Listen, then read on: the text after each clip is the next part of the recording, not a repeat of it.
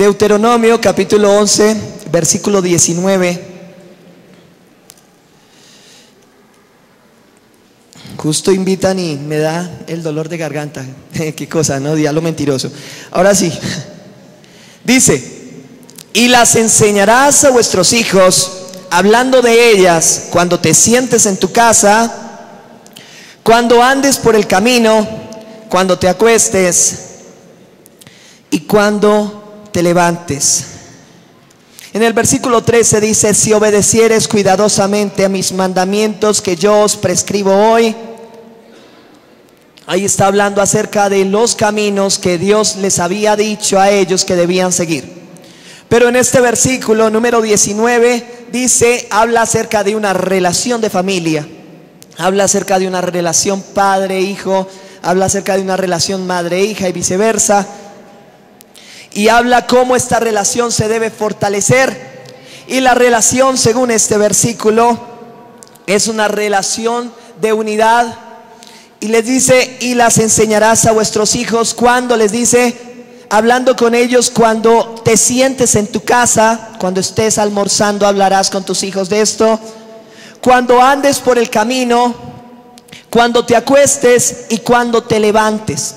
Esto está hablando acerca de una relación constante, familiar. Porque están diciendo que se sientan a comer juntos, que salen a hacer diligencias juntos, que cuando se van a acostar todos están en casa, que cuando se levantan es lo mismo. Habla de una relación que se va creando en torno a la familia. No habla simplemente acerca de enseñarles a los hijos, sino que también está diciendo que tanto usted debe fortalecer su relación con las personas que ama. Entonces aquí estamos viendo que estos padres, los cuales Dios quería que fueran, o estos hijos, tenían que estar constantemente en comunicación, en relación con sus padres. Entonces cuando comían, estaban en relación. Cuando dormían, estaban en relación, estaban en la misma casa, ¿sí? Cuando iban por el parque, estaban en relación, se encontraban juntos. Cuando iban a la tienda se encontraban en relación, y esta relación precisamente fortalecía los lazos, y estos lazos también hacían que sus vidas fueran mejores, porque a causa de estos lazos las enseñanzas que Dios les dejaba iban a ser fortalecimiento para su futuro. Ahora, hoy, siendo el mes de octubre, hablando de los niños, yo no quiero hablar tanto de los niños, sino que quiero hablar sobre todo de la familia y de la relación padre e hijo. Y yo quiero tomar dos ejemplos de vida. Y el primer ejemplo lo encontramos en 2 de Samuel, capítulo 1.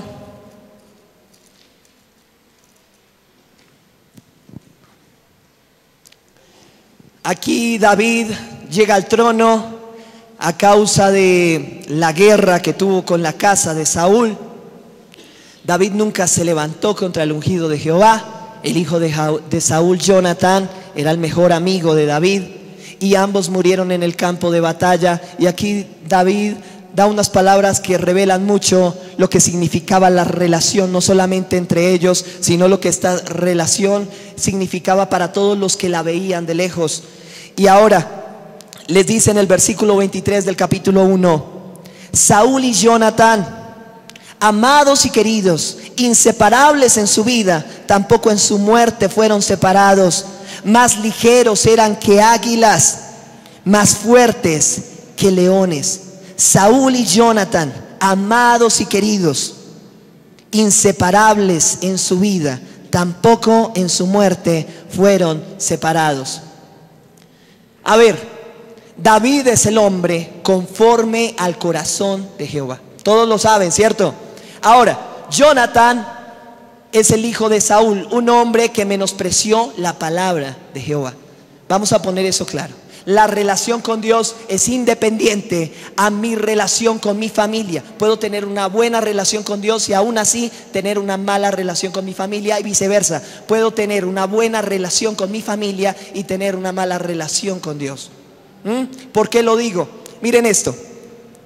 Cuando Saúl y Jonatán estaban juntos, Saúl se preocupaba por el bienestar de Jonatán y siempre intentaba que él fuera la primera opción en cuanto a todas las personas que él protegía. Para David era importante la relación que Saúl tenía con Jonathan, porque esta era una relación entrañable, era una relación que se veía a metros de distancia. Allá decían, allá va Saúl con Jonathan, su hijo. Se entendía que era una relación de amor, que era una relación de respeto, que ellos se cuidaban las espaldas mutuamente, ¿saben? Esta era una relación no solamente que se había formado de un momento a otro, sino que se había creado con el tiempo.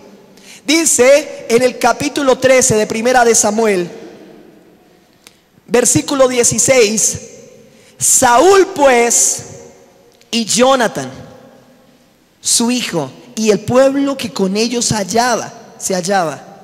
Y si ustedes notan el versículo, vemos lo importante o predominante que es la relación padre-hijo en este versículo. Dice, Saúl pues y Jonathan, su hijo. ¿Y quién está en tercer lugar?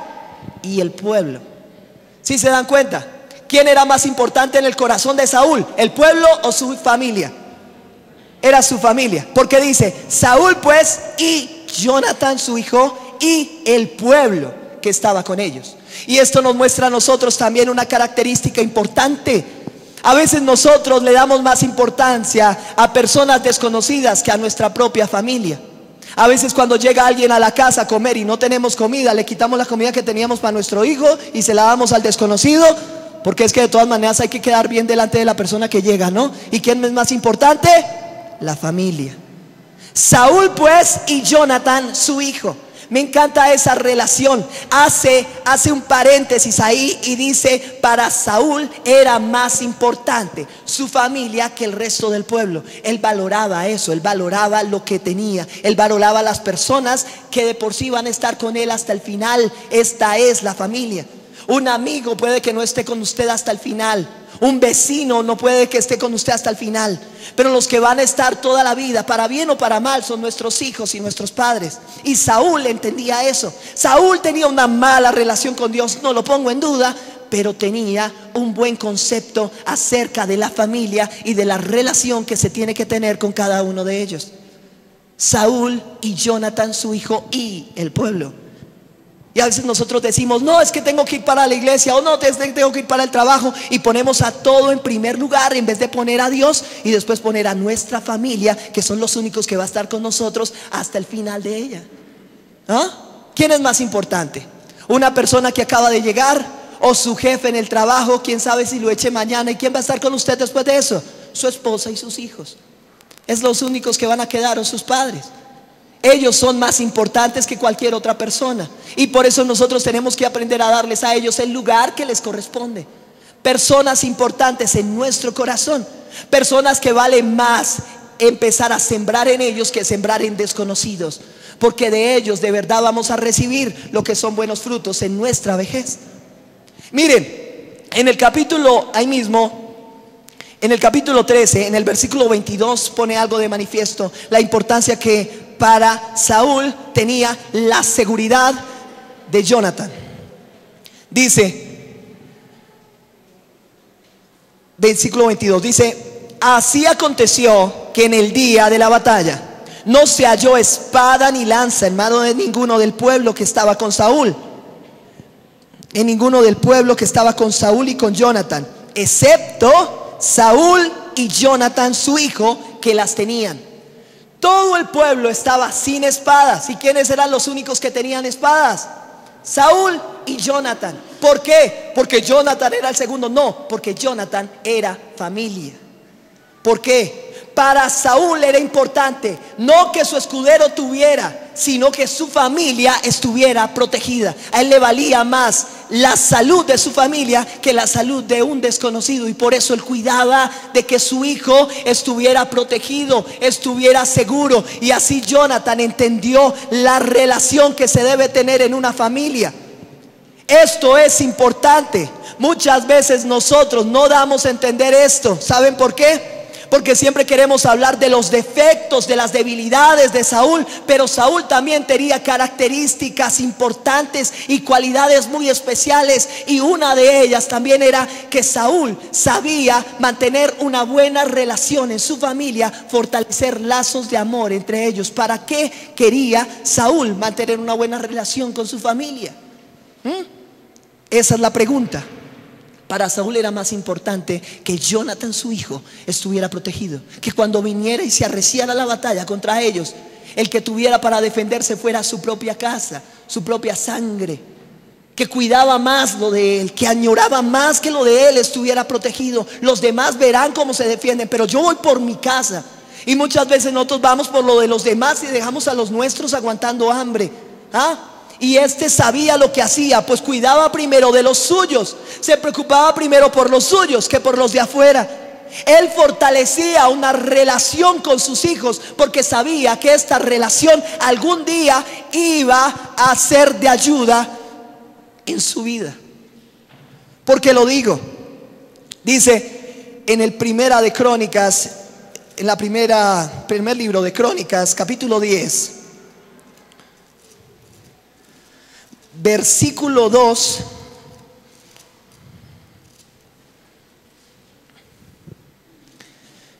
Aquí habla acerca de la muerte de Saúl cuando estaba en guerra con la casa de David y con Judá. Y dice: y los filisteos siguieron a Saúl y a sus hijos, y mataron los filisteos a Jonathan, a Abinadab y a Malquisúa, hijos de Saúl. Prestemos atención a esto que se está diciendo acá. Jonathan era el primogénito, el heredero al trono. Él se lo merecía. Y nosotros decíamos, entonces Saúl estaba no protegiendo a su familia, sino que estaba protegiendo a su heredero. Entonces para él no solamente era importante Jonathan, sí, por ser hijo, sino porque era heredero. Y cuando vemos este versículo que dice que mataron a Malquisúa, que mataron a Jonathan y que mataron a Abinadab, nos damos cuenta que no fue solamente Jonathan el que dio la vida por su padre, sino que 3 más de sus hijos también amaban tanto a su padre que estuvieron con él hasta el final. Díganme una cosa, ¿cuántos son padres aquí? ¿Cuántos les gustaría que en el momento más difícil sus hijos les dieran la espalda? Que cuando ustedes estuvieran en una situación bien mala, sus hijos digan: ¿qué me importa mi papá? Que haga lo que quiera, que se defienda como pueda.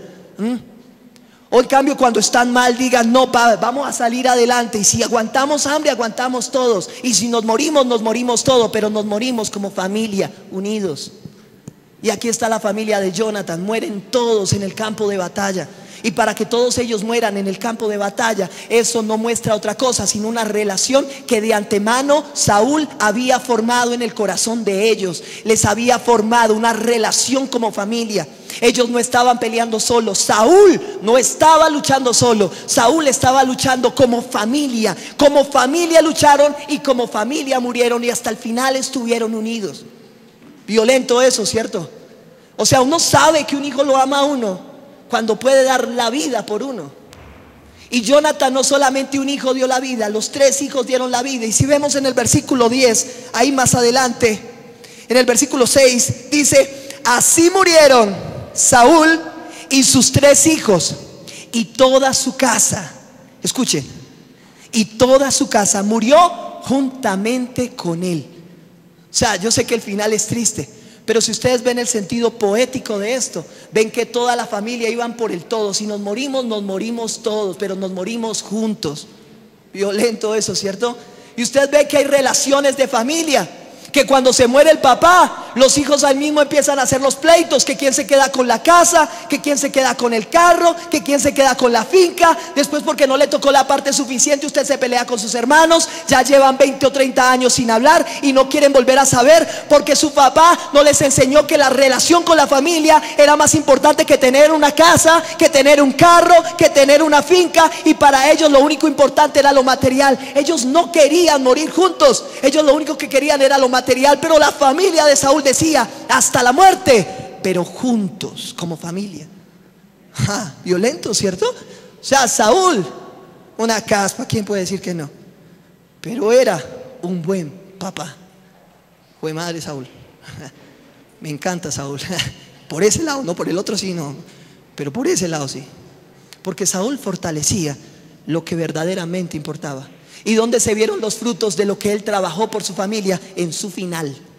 Porque nadie lo abandonó en el momento difícil de su vida.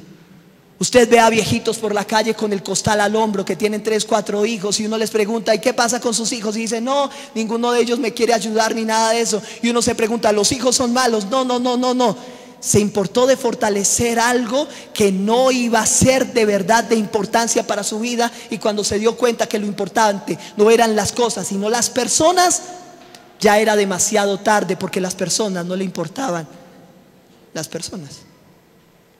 Y había malgastado toda la vida haciendo plata, haciendo dinero, sabiendo que no iba a recibir calor corporal de la plata ni del dinero, sino de las personas que había amado y que había fortalecido una relación con ellas, que eso era lo verdaderamente importante. Y ahí está Saúl mostrando cómo se puede crear, cómo se puede formar una buena familia. Mire, es una belleza, lo quiero pa.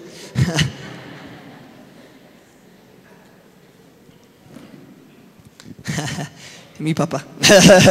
Ahora sí. Ahora, Saúl desperdició el reino, menospreció a Dios. Ustedes saben la historia, tenaz sus otros errores. Esta es una cualidad increíble, pero aún con esta cualidad no tenía una buena relación con Dios. Pero hay un hombre, que el Señor le pone el determinante: un hombre conforme al corazón de Jehová. Wow, yo quisiera hacer ese, ¿cierto? David. Bueno, sí, David soy, pero bueno, el otro David. Un hombre conforme al corazón de Jehová. Wow, esto sí es bacano, esto es interesante, esto es chévere. ¿Por qué? Pero David, vamos a ver qué pasó con David. Yo les voy a parafrasear la Biblia para que no tengamos que leer capítulos enteros. En el capítulo 2, segunda de Samuel, capítulo 13, habla acerca de dos hijos medio hermanos de David, de diferente madre. Uno se llamaba Amón y otra, una niña, se llamaba Tamar. Para abreviar la historia, Amón se enamora de Tamar, no la puede tener obviamente porque es la hermana. Entonces un amigo de él le dice: hazte el enfermo, y cuando tu padre te diga qué te pasa, tú dices: me siento enfermo y necesito que mi hermana me cuide, y cuando ella venga a cuidarte, tú la tomas y te llegas a ella, dice la Biblia. Así lo hizo Amón, se hizo el enfermo, y cuando su padre le preguntó qué le pasaba, él dijo: no, me siento muy enfermo y quiero que Tamar, mi hermana, me cuide. Cuando llegó la hermana Tamar a cuidarlo, se le quitó la enfermedad, salió de la cama, se quitó la sábana y cogió a Tamar, su hermana, y ¡juas!, violó a su hermana. Oh, qué fuerte. Violó a la hermana. Esta hermana tenía un hermano de padre y madre que se llamaba Absalón. Este hombre, Absalón, se enojó con David, su padre, porque David no había reprendido en nada a Amón. Y Absalón se enojó, se indignó y dijo: ¿cómo va a hacer eso mi padre? ¿Cómo no le va a decir a Amón que lo que hizo estuvo mal hecho? Y él fragúa un plan. En este plan invita a todos sus hermanos, y cuando los tiene a todos en la cena, sale y mata a Amón, su hermano. Absalón mata a su hermano. Entonces ya tenemos dos hermanos: un hermano que viola a la media hermana, un hermano que mata al otro hermano. Esto es la familia de David, ¿sí? Ahora este Absalón huye, y cuando huye, entonces miren que ni siquiera es él, David, el que busca restaurar la relación con su hijo Absalón, sino que es el mismo Absalón el que hace que David lo vuelva a tomar otra vez, y manda un mensajero y le dice: déjame regresar. Él regresa, pero cuando él regresa, dice la Biblia que David ni siquiera quiso darle el rostro a Absalón, no le quiso dar la cara. No le importaba. No que no le importara, sino de que para él esa relación no era significativa. Para él lo importante era mantener el reino, era conquistar, era ser vencedor, era ser ganador. Y este Absalón se indigna y empieza a crear en el pueblo una controversia. Esta controversia decía que él iba a ser mejor rey que su padre, y con esto David tiene que huir del reino, y Absalón, su hijo, el propio hijo, intenta quitarle la vida a su papá. Qué diferente con Jonathan y Saúl, que los tres murieron con David, y en cambio con Saúl, en cambio con David, el propio hijo es el que lo quiere matar. ¿Sí se dan cuenta lo diferente que es esto? Y cuidado, que Saúl no tiene nada que ver precisamente en relación con Dios. Y David es un hombre conforme al corazón de Dios, ¿ok? Y su propio hijo le quiere quitar la vida. Ahí está. Bueno, después de esto, me les he adelantado harto. Capítulo 13, ahí seguimos en 1 Samuel. Ahí en el capítulo 13, no, 2 de Samuel, dice cómo se intenta vengar a Absalón de su papá, porque no había hecho venganza por Tamar su hermana. Todo ese rencor acumulado sirvió para que él se llenara de frustración, de ira por su propio padre, y en este momento él intenta quitarle el reino.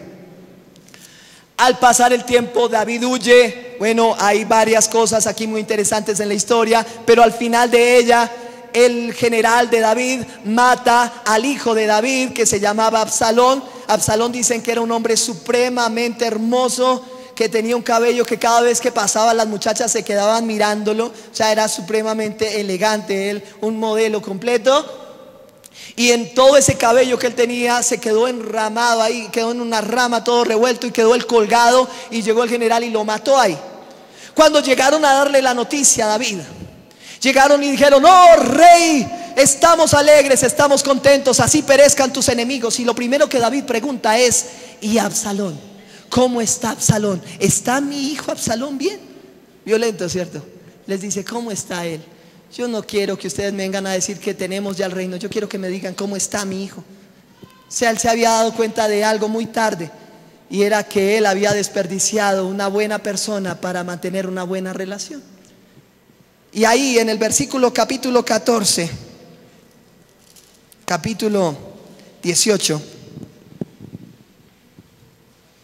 versículo 32, miren, el rey le pregunta al etíope, le dice: ¿el joven Absalón está bien? Y el etíope respondió: como aquel joven sean los enemigos de mi señor el rey, y todos los que se levanten contra ti para mal. Entonces el rey se turbó, dice la Biblia, y yendo decía así: hijo mío Absalón, hijo mío Absalón, ¿quién me diera que muriera yo en lugar de ti? Absalón, hijo mío, hijo mío.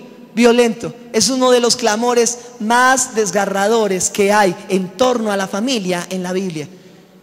En torno a la familia puramente. Porque fue un clamor de David, fue desesperación. Fue como haber visto a su pasado y haber dicho: cometí todos los errores que pude cometer y ahora pago el precio con mi sangre. Y se fue clamando y diciendo: hijo mío Absalón, ¿quién me diera que muriese yo en vez de ti? Y ahí empieza David a sufrir y a sufrir. Entonces ya ahí tenemos cómo, por causa de una relación mala en la familia, tenemos un hijo que viola a su medio hermana, un hijo que mata a su otro hijo, un hijo que intenta usurparle el trono, un hijo que es asesinado por su propio general, su hombre de confianza. Y ahí vamos solamente con 3 hijos de David. Ahora, un cuarto hijo, había un hombre que se llamaba Adonías. Esto lo encontramos en el segundo libro de Samuel. Sí, más o menos por ahí cerca. En el capítulo 1 de Reyes, Primera de Reyes, capítulo 1, dice que Adonías, otro hijo de David, al ver que su padre era anciano, hizo lo mismo que Absalón e intentó usurpar el trono sin permiso del padre. Otro hijo que hace lo mismo. Otro hijo que intenta quitar una cosa que no le correspondía, que su respeto por el papá estaba casi desaparecido, que no le importaba lo que su papá pensara, y por eso intenta usurparle el trono. Ahora, después de esto, viene la mamá de Salomón. ¿Cómo es? La mamá de Salomón. Salomón tenía, ¿cuántos podemos decir? 38 años acá más o menos. Y miren que el que habla con el papá no es ni siquiera Salomón, es la mamá de Salomón. ¿Se imaginan que uno no quiera ver al papá nunca? ¿O que uno le tenga temor al papá? ¿Saben qué ocasiona eso? Cuando los papás llegan mal geniados a la casa y siempre el niñito viene a mostrarle algo: eso está mal hecho, o viene a mostrarle una buena nota y el papá dice: eso es basura, eso no sirve para nada, usted tiene que ser mejor que eso. Entonces el niño no solamente empieza a cogerle miedo al papá, sino fastidio al papá. ¿Sí? Y por eso es que cuando los papás ya son ancianos dicen: yo no quiero verle la cara a mi papá ni tenerlo en mi casa todo el día. Y por eso lo mandan a ancianatos, y allá no van a visitarlo, sino solamente le mandan, sí le mandan algo para que sobreviva, porque no quieren ver a esa persona, porque no le tienen confianza, porque no le tienen respeto, porque no le tienen cariño. Y así vemos que Salomón, aunque David era el rey, no se atrevía a hablar con su papá, y aquí se acerca a su propia madre. Ahí está Betsabé, y Betsabé intercede por Salomón. Y cuando Betsabé intercede por Salomón, entonces David recuerda que el trono le había sido dado a Salomón, y David se lo entrega a Salomón, su hijo. Entonces, ¿qué vemos aquí? Dos hijos que le intentan quitar el trono a David. Un hijo que viola a la hermana, un hijo muerto, un hijo que lo intentó matar, otro hijo que no le tiene confianza, que es el heredero, un hijo que no le tiene respeto. Entonces, ¿qué vemos ahí? La diferencia con los hijos de Jonathan, con los hijos de Saúl. Los hijos de Saúl murieron con él en el campo de batalla. A Saúl le importaba más que sus hijos estuvieran bien. Les voy a decir una cosa: con David en la batalla, si ustedes leen el segundo libro de Samuel, el primer libro de Reyes, o el primero de Crónicas, mejor dicho, ustedes se van a dar cuenta de un detallito importante, y es que ningún hijo de David lo acompañó nunca al campo de batalla, nunca. Con Saúl murieron sus 3 hijos, pero David tenía que guerrear sus batallas solo, su familia nunca estuvo con él. Ustedes me pueden decir que es muy chévere ser rey y lo que quieran, pero ¿para qué sirve tener todo si perdemos a las personas que de verdad valen la pena en nuestra vida? ¿Para qué sirve que nosotros ganemos casas, ganemos carros, si al final de nuestra vida no vamos a tener a nadie? Dicen que David estaba al final de su vida tan frío, tan seco, que le consiguieron una virgen para que lo arropara. Yo digo, tampoco había familia ni siquiera para que se preocupara por él.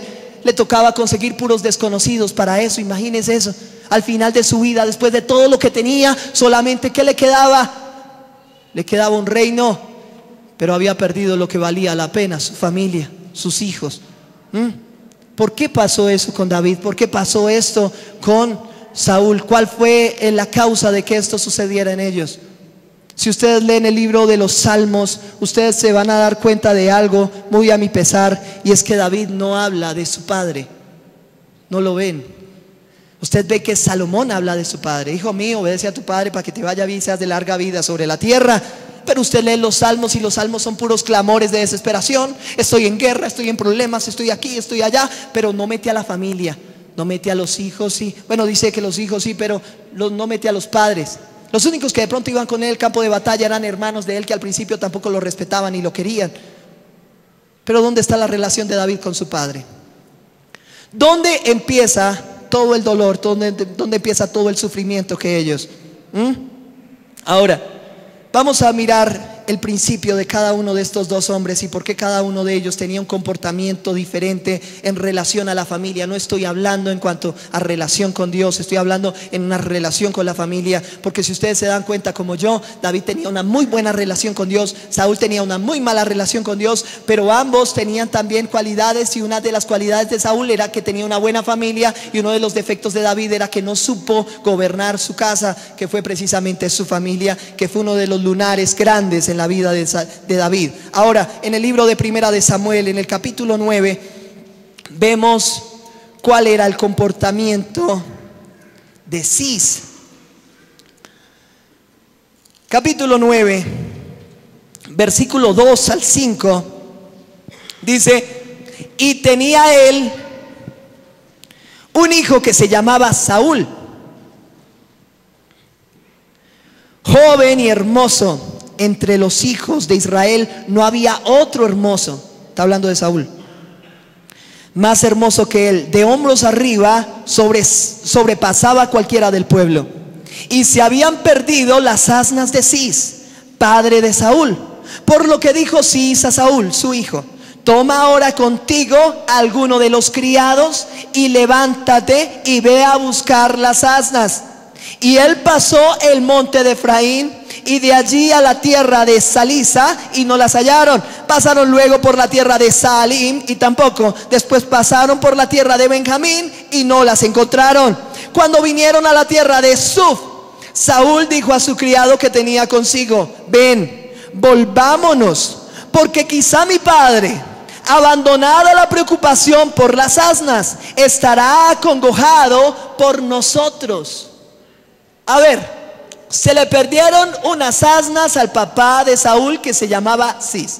Saúl le dijo a su hijo, Cis le dijo a su hijo: ve y consigue las asnas. Él se fue caminando como camino de 4 días con el criado. No encontraron las asnas, fueron a una tribu, fueron a la otra, no la encontraron. Entonces Saúl recordó: para mi papá las asnas no son tan importantes como lo soy yo. Mi papá me quiere más a mí de lo que quiere a las asnas.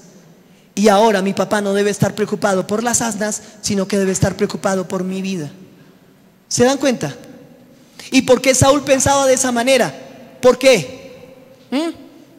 Cuando uno dice: yo tengo que irme para la casa porque es que mi papá me pregunta, ¿por qué lo hace?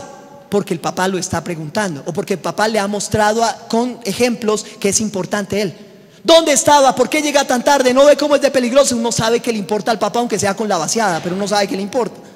Entonces Saúl decía: mi papá ya no se está preocupando por las asnas, sino que yo ya llevo 4 días fuera de la casa. Mi papá se debe estar preocupando por mí, porque yo soy más importante para mi padre que unas simples asnas. Y le dijo a su criado: vámonos otra vez para la casa, para no hacer preocupar a mi padre.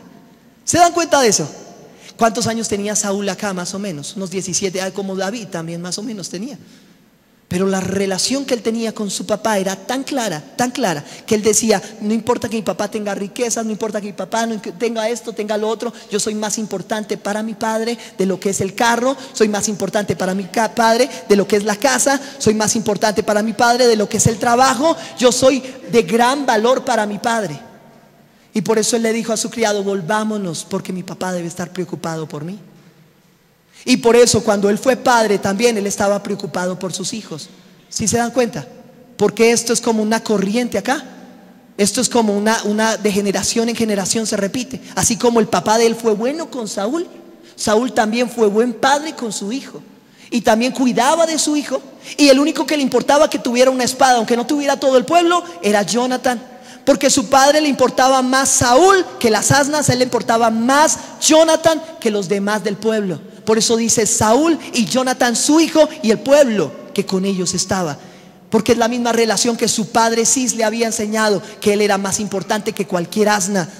Y esto se los pongo de manifiesto: sus hijos son más importantes que su carro, sus hijos son más importantes que su casa, sus hijos son más importantes que sus jefes.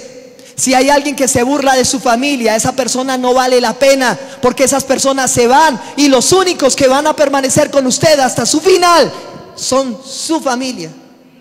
Y si usted no cuida lo que verdaderamente importa, lo que verdaderamente vale la pena, al final va a pagar un precio muy alto, aunque tenga riquezas. Porque las riquezas, mis hermanos, no dan la felicidad. Este es el inicio de Saúl. ¿Por qué Saúl era un buen padre? Porque había aprendido de un buen padre también.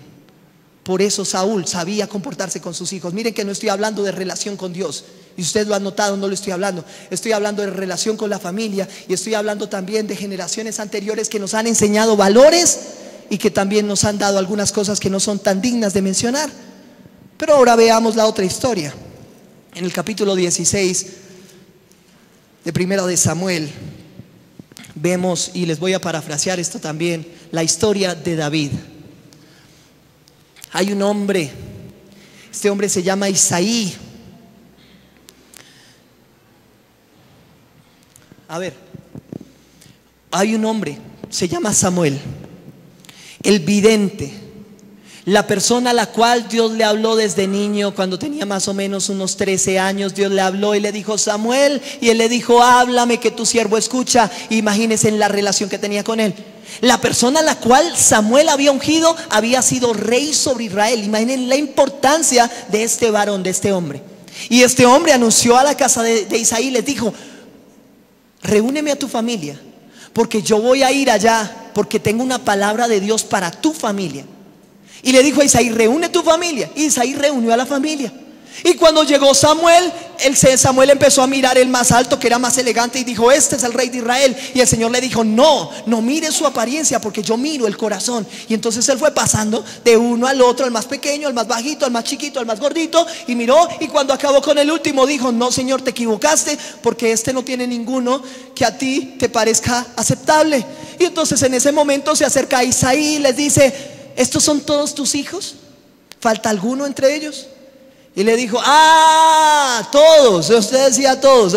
No, sí, es que tengo otro, es que él está en el campo, está cuidando ovejas. Y le dijo: pues ¿qué hace allá en el campo? Tráelo acá, que yo necesito hablar con él. Y uno se pregunta: ¿qué tanto Isaí quería a David? Porque ni siquiera a esa cena tan importante David lo invitaron para que estuviera presente. ¿Qué era más importante para Isaí entonces, en vez de David su hijo? Al final sí llamó a David, y Samuel ungió a David. Pero lo que queda de antemano es que para Isaí, su hijo David, no valía lo suficiente como para invitarlo a algo elegante. No valía. Y uno dice: con razón David estaba tan amargado en contra de su padre. Su padre nunca lo quiso, o bueno, no se lo demostró. Y eso pasa con nosotros. Nuestro hijo llega con una buena nota y nosotros: sí, bueno, normal. Y entonces el hijo, hasta que al final dice: a mi papá no le importa, y se mete a la drogadicción o a cualquier otra cosa, porque dice: si la única persona a la cual yo quiero honrar es a mi padre, y a él no le importa lo que pase conmigo, ¿qué importa lo que pase conmigo? Pero hay otra cosita que me parece mucho más tenaz. Dice, y les voy a parafrasear también, que David llegó y había un paladín, dice la Biblia, medía más de 2 metros, 2 metros y medio. Dicen que su espada era como un rollo de telar. Su armadura era gigante. Algunos estudiosos de la Biblia dicen que la única parte que tenía libre era en el casco, una pequeña abertura por la cual tenía su rostro.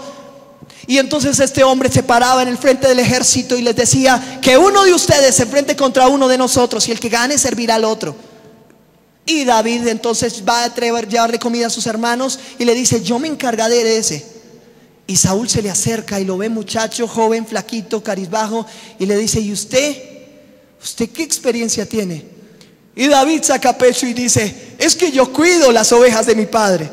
Cuando viene un león, yo mato al león. Cuando viene un oso, yo mato al oso. Y yo me pregunto: ¿qué hace un niño de 15 años matando leones y osos? ¿No se han preguntado eso?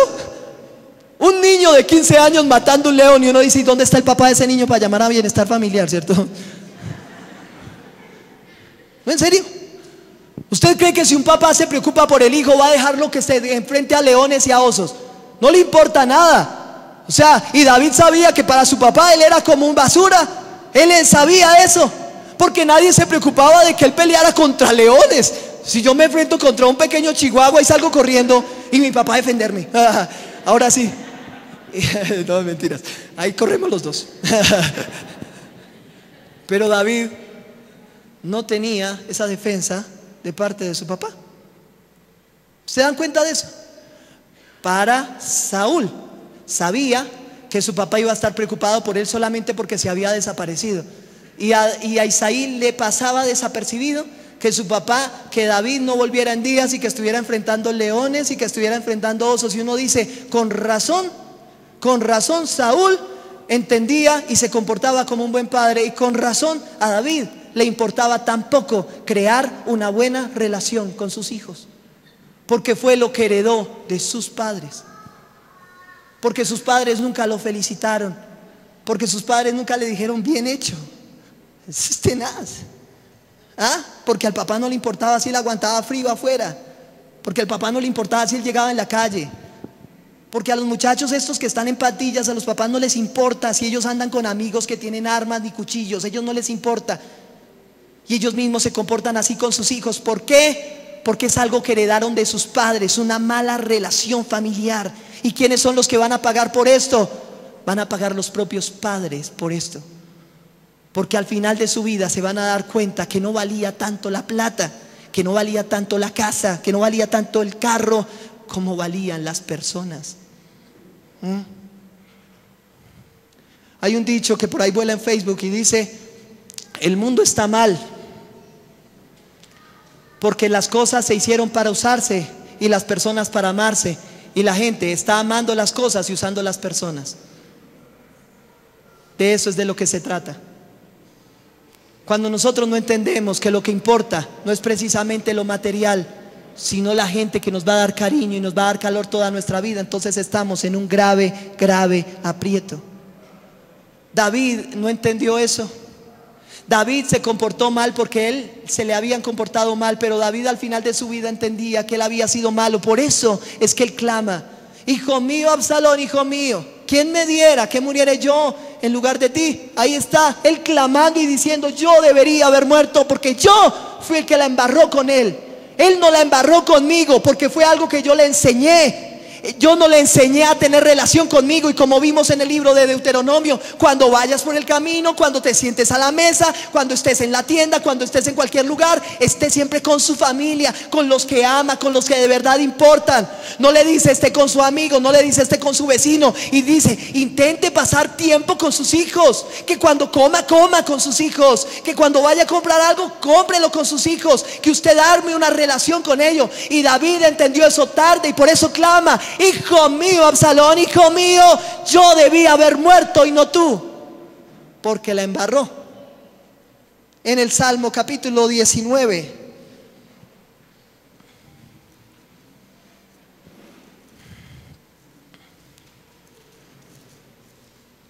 dice: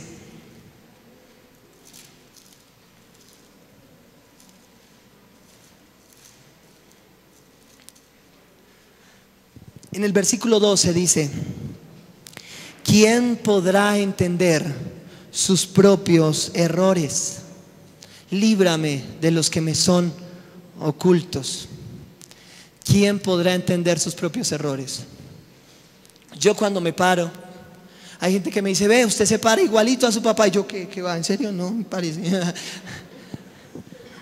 A veces me dicen cuando saluda a la gente: uy, usted tiene la misma mirada de su papá. Y yo, ¿en serio? Yo ni cuenta y me miro al espejo y soy mi papá. No, no soy. Ahora, no, perdón, no, vamos a hacerlo serio. Cuando nosotros muchas veces nos vemos a nosotros mismos, ustedes no se han dado cuenta, yo me he dado cuenta, últimamente me he dado cuenta bastante. Nosotros solemos ser bien lastimeros con nosotros mismos. Pobrecito de mí, a mí sí me va mal, la gente no me quiere. Ay no, yo tan bueno que soy, mire, es que yo tengo también, uno habla con gente que está mal y dicen: es que yo no me merezco esto, yo soy bueno. Y no, usted es una belleza. Pues si usted mismo lo dice. Pero la Biblia dice que es más difícil que usted se conozca a usted mismo a que conozca a otras personas.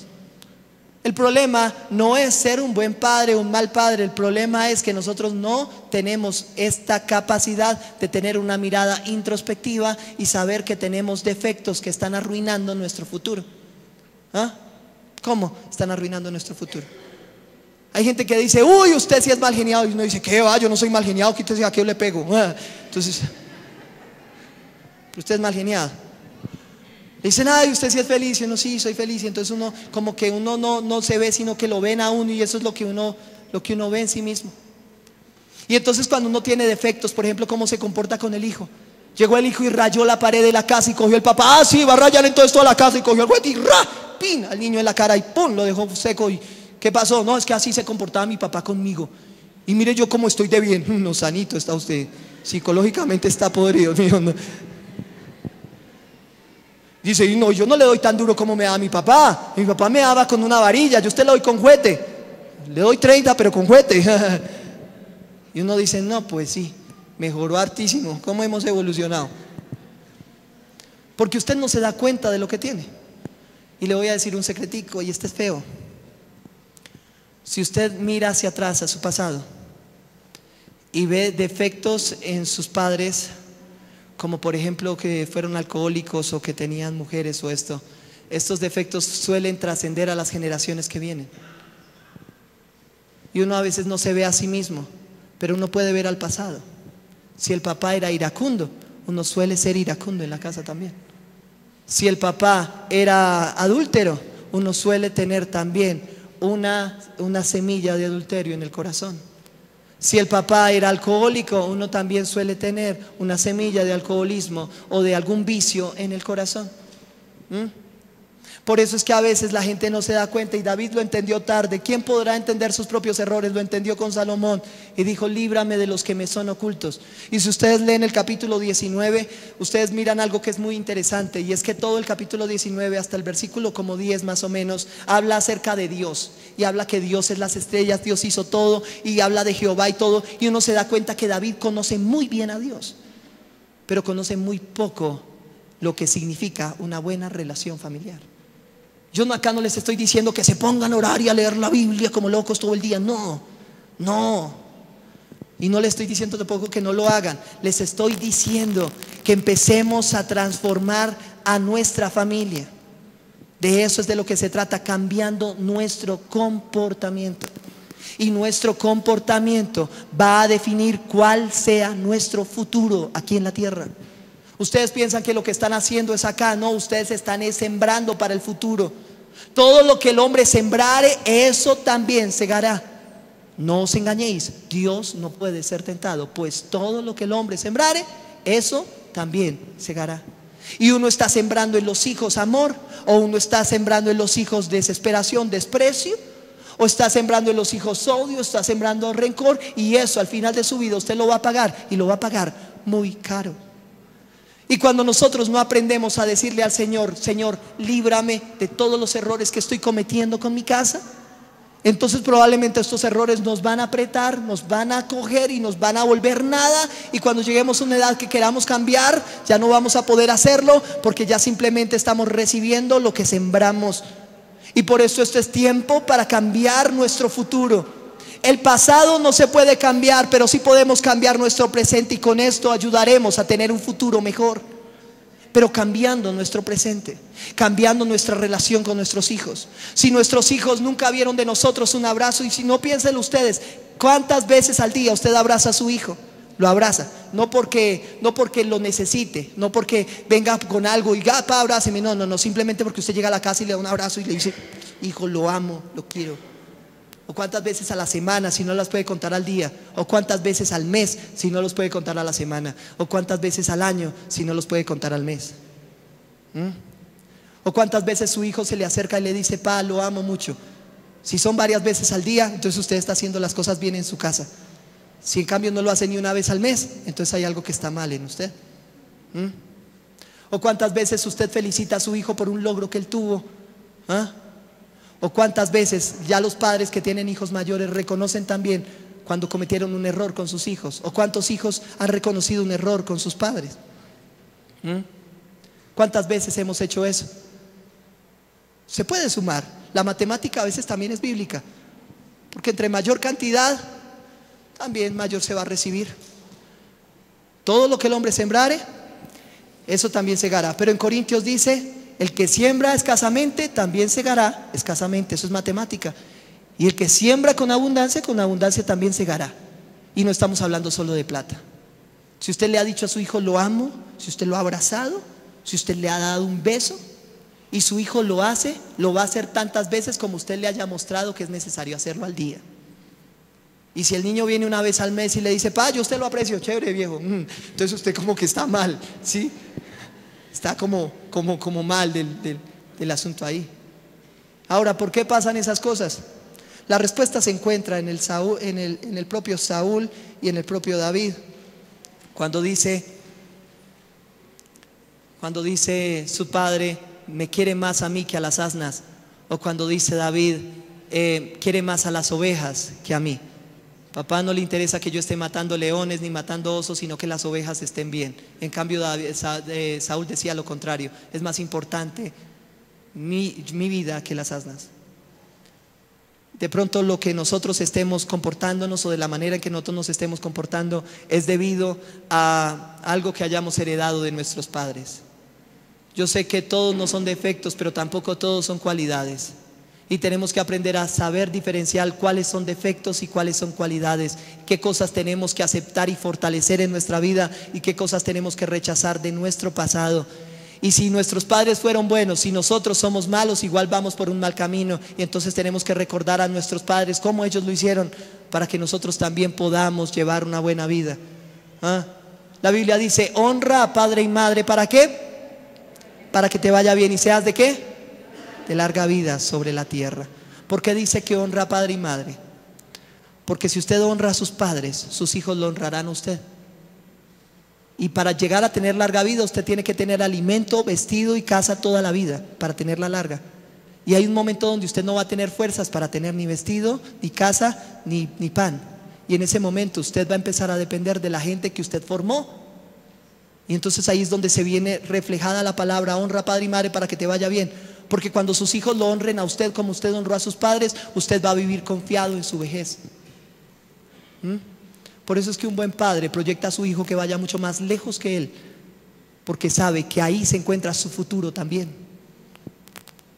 Pero hay algunos que solamente se interesan por agradarle al amigo, por agradarle al vecino, y se interesan tampoco en agradarle a las personas que van a estar con ellos hasta el final, con la propia familia. ¿Cuántos entendieron el tema? ¿Me di a entender? Aleluya.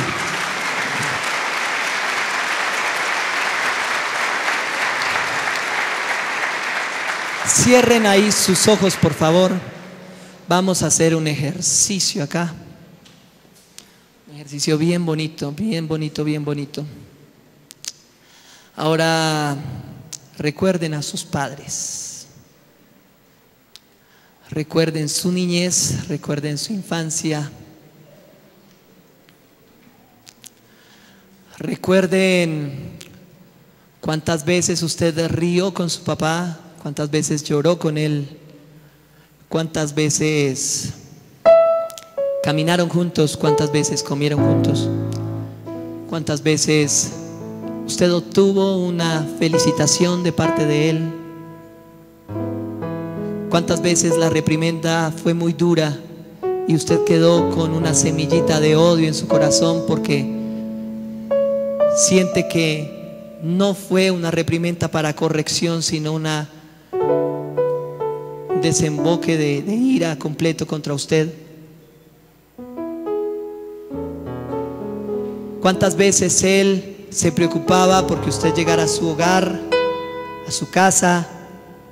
¿Qué tan importante era usted para él? Si lo era mucho, mis hermanos, gracias a Dios. Pero si lo era poco, eso es algo que tenemos que romper en nuestro pasado. No podemos darle a nuestros hijos las cargas con las que nosotros vinimos al mundo. Tenemos que hacer que ellos estén más libres de lo que nosotros estuvimos cuando llegamos, para que ellos puedan llegar mucho más lejos que nosotros. Ellos no deben cargar con el rencor que nosotros tuvimos hacia nuestros padres o con el resentimiento que tuvimos hacia nuestros progenitores. Ellos no necesitan eso. Ellos necesitan un padre amoroso. Ellos necesitan un padre protector. Ellos necesitan algo diferente. Nosotros no debemos cometer los mismos errores que nuestros padres. Y si nuestros padres fueron buenos, y si nuestros padres tuvieron cualidades, ¿por qué no estamos fortaleciendo esas cualidades y haciéndoles mejores en nuestra vida? ¿Por qué olvidamos las grandes cosas, las grandes enseñanzas que ellos nos dieron? ¿Por qué las dejamos perder? Si al fin y al cabo lo único que uno va a tener para siempre es la familia.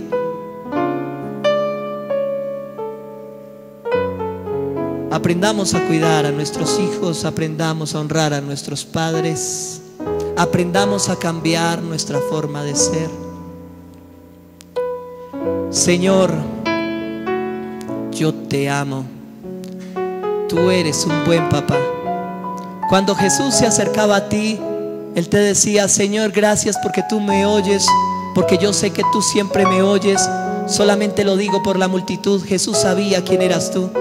Jesús sabía que tú nunca lo dejaste, que tú caminabas con Él, que tú comías con Él, Dios, que tú ibas con Él, Dios amado, en sus recorridos, que tú lo apoyabas, Dios amado. Él conocía la importancia de tener un Padre cercano. Y este Padre, Dios amado, eres tú para con nosotros. Si nuestros padres, Dios amado, Señor, tuvieron defectos, Dios, hoy los perdonamos, Dios mío. Si nuestros padres, Dios amado, Señor, tuvieron, Dios amado, Señor, características negativas, Dios amado, Señor, hoy los perdonamos, Dios. y rechazamos, Dios amado, Señor, todo pecado, Dios mío, Señor, toda atadura y toda cadena, todo yugo de esclavitud, Dios amado, que se haya forjado en nuestras mentes y nuestros corazones a causa, Dios amado, Señor, de esa herencia, Dios mío. Señor, si no podemos mirar a nuestro pasado, Dios amado, y ver a un buen Padre, Dios, para hacernos ejemplos de Él, permítenos verte a ti, Dios mío, Señor.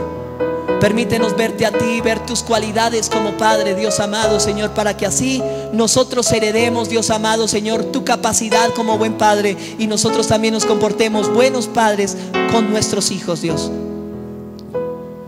Señor, sabemos que lo que ahora vivimos, Dios amado, Señor, no es lo importante, sino lo que viviremos, Dios, y esto es lo que estamos hoy sembrando. Te pedimos, como dijo el salmista, Dios amado, Señor, que nos muestres nuestros propios errores, Señor, porque nuestros padres fueron adúlteros o borrachos, Dios amado, nosotros no lo debemos ser, Señor.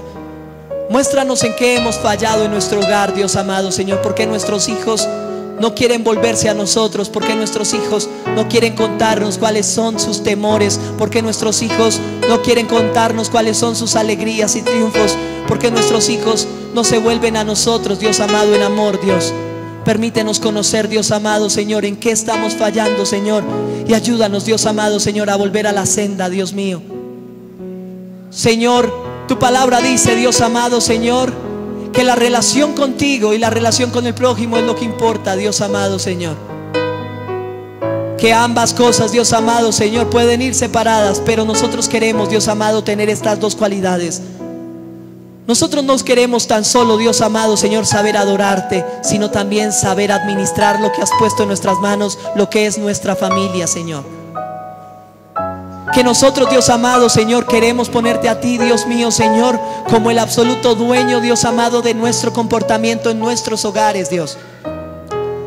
Te pedimos, Dios mío, Señor, que si nuestros hijos, Dios amado, Señor, no nos ven a nosotros con respeto, con admiración, Dios amado, Señor, tengamos la capacidad, Dios amado, Señor, para ser transformados y cambiar el rumbo de nuestra vida, Señor, y así cambiar, Dios amado, nuestro destino, nuestro futuro. Señor, no queremos, Dios, cometer los mismos errores, Dios amado, Señor. No queremos, Dios amado, Señor, terminar solos. No queremos, Dios amado, que esta vida, Dios amado, pase de largo ante nuestros ojos, Dios amado. Queremos disfrutar cada paso, queremos disfrutar cada momento, queremos disfrutar, Dios amado, Señor, cada instante contigo y cada instante con los que amamos y respetamos. Señor, que si conseguimos algo, lo consigamos como familia, juntos, Dios amado. Y que el dinero, Dios amado, nunca sea más importante que la relación los unos con los otros. Que los bienes materiales, Dios amado, no opaquen el amor fraternal, el amor de familia, Dios, que debe haber en el hogar. Señor, te pedimos, Dios amado, Señor, que nos perdones si no hemos, Dios amado, valorado, Dios, el gran tesoro, Dios, de nuestra familia, ni hemos sabido cómo cultivarlo, Señor. Hoy, Dios amado, Señor, te pedimos que cambies nuestro futuro, ayudándonos, Dios, a mejorar nuestro presente. Ayúdanos, Dios amado, y muéstranos los errores que tenemos, Dios. Señor, si somos toscos o secos, danos un espíritu de amor, Señor. Si nunca hemos abrazado a nuestros hijos porque nos da pena, Dios, porque venimos de una cultura machista, que nosotros, Dios amado, rompamos, Dios mío, con ese machismo, Dios. Aprendamos a decirle a nuestra esposa que la amamos, Dios amado. Aprendamos a abrazar a nuestros hijos, a besar a nuestros hijos, Dios, a alegrarnos con sus alegrías, Dios, a felicitarlos por sus éxitos, Dios amado, para que así, Dios amado, Señor, ellos crezcan sanos, ellos crezcan con una autoestima firme, una autoestima estable, y nunca se desvíen del buen camino, Dios amado. Te pedimos, Dios mío, Señor, que nos ayudes a ver en ellos, Dios amado, Señor, gente que irá más allá de lo que nosotros hemos ido, Jesús. En el nombre de Jesús. ¿Por qué no se pone sobre sus pies? Levante sus manos. ¿Cuántos tienen aquí familia? ¿Cuántos quieren mejorar su relación con su familia? Aleluya, levante sus manos y adore al Señor. Lo bueno que tenía David era que había alguien que en verdad le ponía a enseñar. Shabalaba Sandalabaquía. Oh, Ashambalaba Sandalabacía. Oh, precioso Dios. Glorifícate, Padre, glorifícate en este lugar, Señor. Rompe cadenas, Dios amado, generacionales aquí, Dios mío. Rompe con el odio, Dios amado. Rompe, Dios amado, Señor, con la baja autoestima, Dios mío. Rompe, Dios amado, Señor, todo defecto, Dios amado, Señor. Cámbianos, Dios amado, Señor. Cámbianos, Dios amado, Señor. Restaura nuestros hogares, restaura nuestra familia, restaura nuestra relación con nuestros hijos, restaura nuestra relación con nuestros padres, Señor. Ayúdanos, Señor, a ser diferentes. Ayúdanos, Dios amado, Señor, a ver, Dios amado, Señor, como tú ves, a comportarnos como tú lo haces. Oh, Ashambalaba Sandalabaquía. Oh, Asandalabacaya. Jesús, que yo estoy, Señor, dispuesto a ser usado por ti.